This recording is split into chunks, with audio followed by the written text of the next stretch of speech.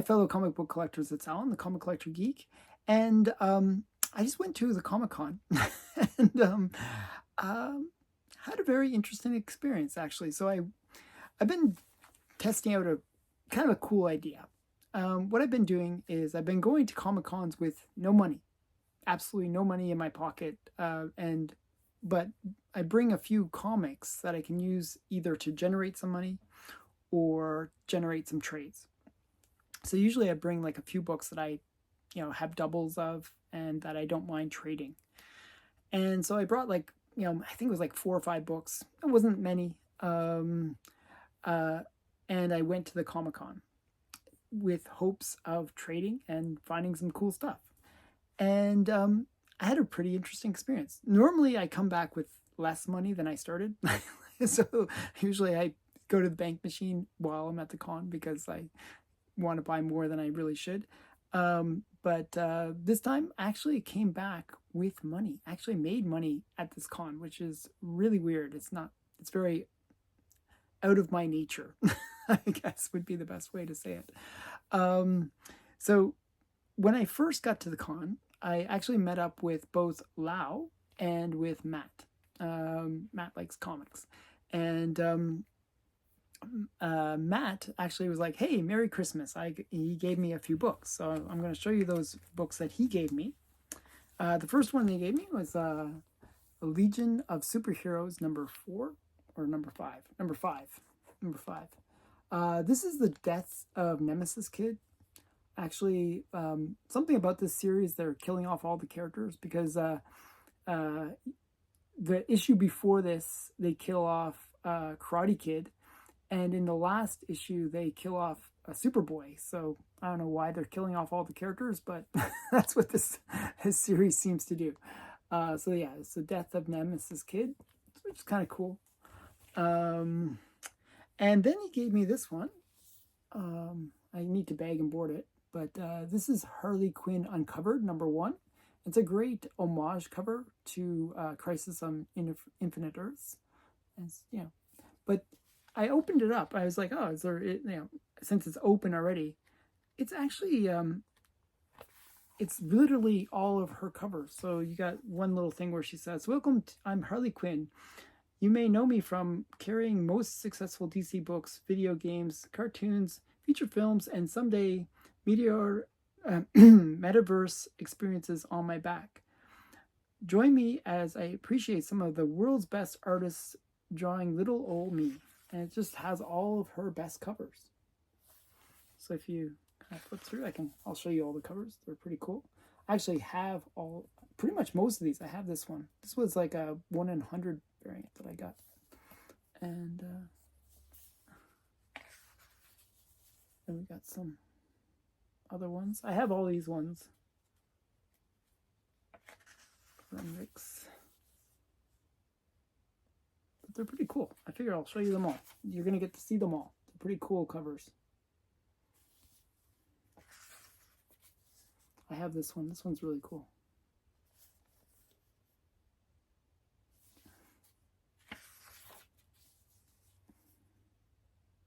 So no story, but you get to see all the covers. I have most of these, actually. The Derek Chew ones. I pretty much got all the Derek Chew covers. These are all Derek Chew covers. It's more Derek Chew. So we're reading a whole comic together. And I even have this one. This is the Warren Lau one. So I like Harley Quinn covers. So this is one of my favorite covers of that year. I believe that was like 2023 or 2022, somewhere around there. This one I thought was really good too. For some reason, these are all ones I picked up. So it's really cool that there's basically a book with all of them. I even have these homage covers. These were pretty cool. And then some more homage ones.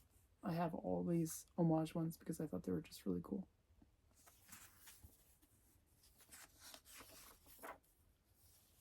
Some more homage ones. I don't have this cover, actually. I have this one, but don't have this one. And then, yeah. So, I don't know. I thought it was pretty cool. So I figured I'd show it since it's, all her covers, and they're pretty great covers. Then he also gave me this book, Action Comics 471. And this is the first appearance of, for Laura,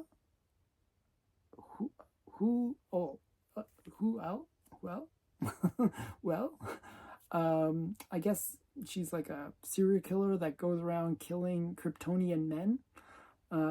Yeah, so kind of a cool first appearance. So I like first appearances, and I guess Matt knows that, so he found me a cool first appearance.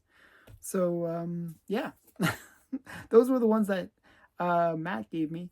I had an extra copy of a really cool little dot where she is sort of has like a pet creature from the Black Lagoon.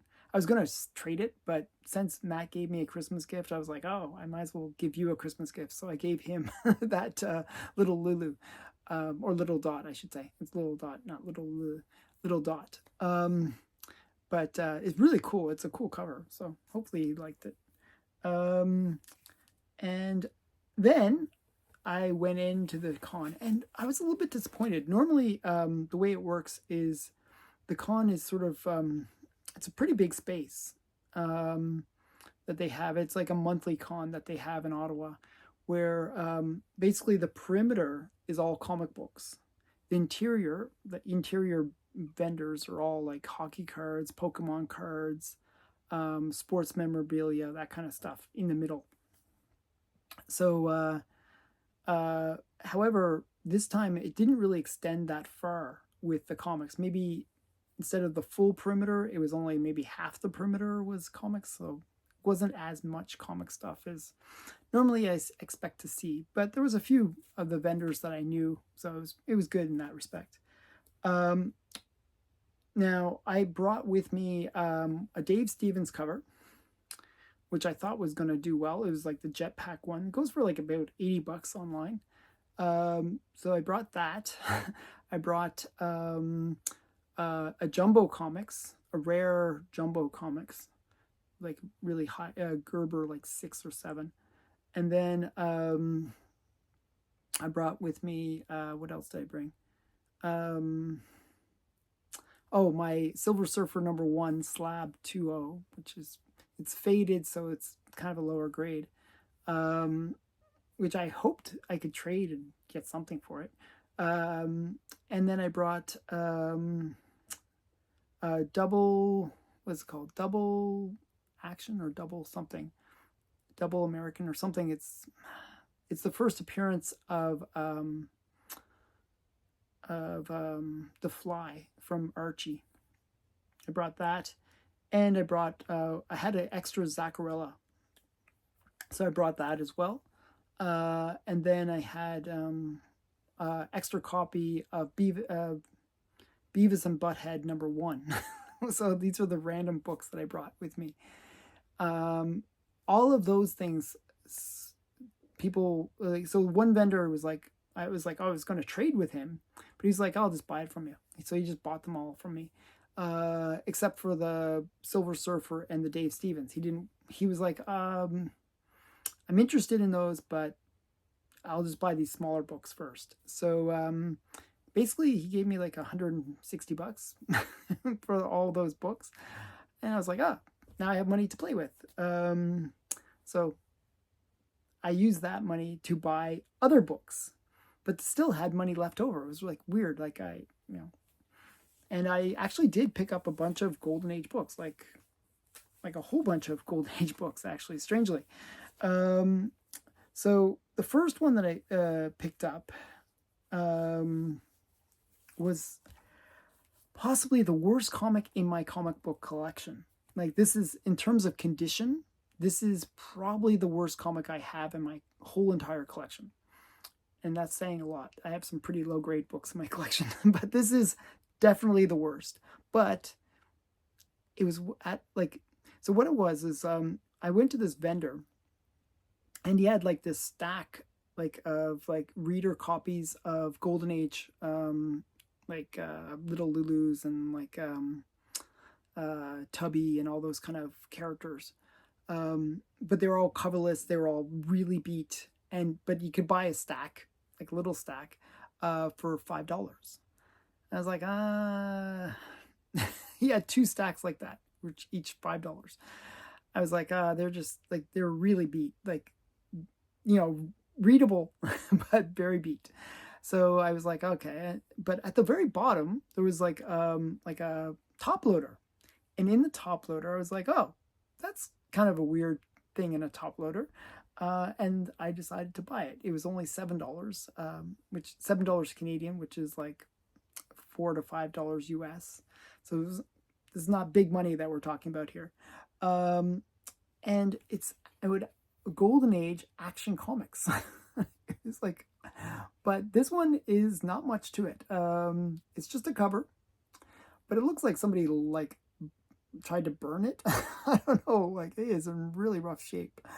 You can see it's like missing pieces up here. It's like, and like you can see the back is like taped and just it looks horrible. But I thought it's kind of a cool Christmas cover. So you got Superman, he's kind of pushing Santa into the chimney. I thought, hey, for $7, the top loader is probably worth about $5.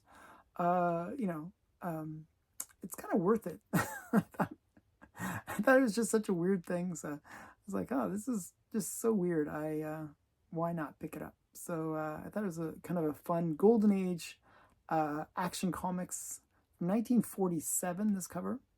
So later on, I actually went to eBay to see if I could find the interior, just like a coverless or something like that. There's actually an auction. I think it was like $100. I was debating about bidding on it for this book. So I guess it's not really that inexpensive of a action comics, strangely, which is weird because, I would have thought Santa covers would go for a bit. But yeah, I thought this was kind of fun. It's in really bad shape. I don't know what happened to it, but yeah, I don't know. I thought it was kind of cool. So that was $7. And then I got a couple other things. I got some stuff from another vendor. He had there was another vendor that had 3 books that I wanted, and I was trying to trade for the Dave Stevens for these books. So I was like, would you trade these 3 books for my Dave Stevens book? And he said no. I was like, okay. Actually, he would have done better if he had traded, but he wanted cash, so I gave him cash. And I kind of negotiated very strongly with cash. So the total was like $67 or $57. $57. I said, hey, would you do 50? That's my thing. Like I always try to round the number. That's one of my negotiation tactics. And I'll show you the 3 books that I got. First is this one. This is Bobby Benson's BB Raiders. I forgot what issue number 11. This is actually a Frank Frazetta cover. Not many people realize it, but this is actually kind of a major key. So to get it for $30 Canadian minus my discount is a pretty good deal. Yeah, this is Frank Frazetta, and it's kind of a cool book to pick up. $30 Canadian. Actually, if you do the discount, it's like $28 Canadian. Works out to being about how's that? What's the math on that? Works out to being about, my math skills. Like $19, something like that. Yeah. So I figured, hey, it's a pretty good price for Frank Frazetta cover. The next one is one that I really needed for my collection. Actually, I lost an auction for this book, and I was so annoyed because I'm trying to I was trying to get a run of Archie's Reggie collection. If you watched one of my unboxings recently, I showed that I picked up the whole, like, almost complete run of Reggie, except the last issue was missing. So I managed to find the last issue as well. So this is Reggie number 18, which is the last issue of Reggie. So yeah, I thought that was pretty cool. And it's actually in really good shape. I think it has, I'm not sure if it has a bit of staple rust. I'm like a little bit nervous about the staples, but very clean copy. So I figured that was pretty good for $10 or $7 US. And then the last one that I picked up is Adventures of the Fly. And this is issue number, they always put issue number 9. Okay. And this is the first appearance of this cat girl. So I thought that was kind of fun. I actually had this on my want list. And so when I saw it for like $12, I thought, wow, that's a great price. So yeah, I figured I'd pick it up. So this is a sort of a minor key. If you're a fly collector, this is a kind of a cool key. Yeah, so first appearance of the cat girl. So yeah. And then, so I went back to a different vendor, and I was like trying to find something cool, and I'd sort of seen something that he had last time that this convention was on, and I was like, I was kind of kicking myself for not picking it up back then. But he still had it, so that was good, and it was an infinity cover, and this is Frisky Fables, volume 3, number 9. And it's just a really cool infinity cover. You can see, repeats really nicely. And he wanted 26 Canadian. I talked him down to $20. That's my style. As I said, I always round down. So if it's 26, I round it down to 20. That's my method of negotiating. So yeah, and he was like, sure. I was like, okay, here's $20. So I thought that was pretty cool. I really do like my infinity covers, and this was one that I was missing. This actual series, Frisky Fables, actually has many infinity covers. So I think this was the last one I needed from the series to get all the infinity covers from it. But they're really fun to get. So Frisky Fables, volume 3, number 9. And then the last book that I picked up, and this one it's really beat, but it is a first print, which is interesting, is The Nightingale. Now, this is actually a book that I'm using as a placeholder. The reason I'm using this as a placeholder is mentioned in The Seduction of the Innocent is The Nightingale, not this copy, not this issue. But it's extremely rare. There's only 3 known copies to exist. So this is my placeholder. This was the children's classics illustrated junior edition that has the story. So I figured, hey, why not pick this up? Now this came out in 1956. It is a first edition. With these classics illustrated juniors, you really have to be careful because they mass produce them, and they produce many, many editions. So getting a first edition's a little bit more tricky. But this is a first printing, so that's kind of cool. And it's from 1956, so well after The Seduction of the Innocent came out. But this story was mentioned in The Seduction of the Innocent in a different format. So yeah, so just a cool book. It will be a placeholder in my Seduction of the Innocent collection until I actually get the real thing, which I think requires me to break into the Smithsonian because that's where it's kept. So that'll be a future video. So yeah, so those are the books that I picked up at the Comic-Con. If you stay tuned, after this video, like after I end, I will show you little quick video of me showing some of the wall books that were at the convention. I hope you enjoy that. If you liked this video, please give it a thumbs up, and thanks again for watching. Bye for now.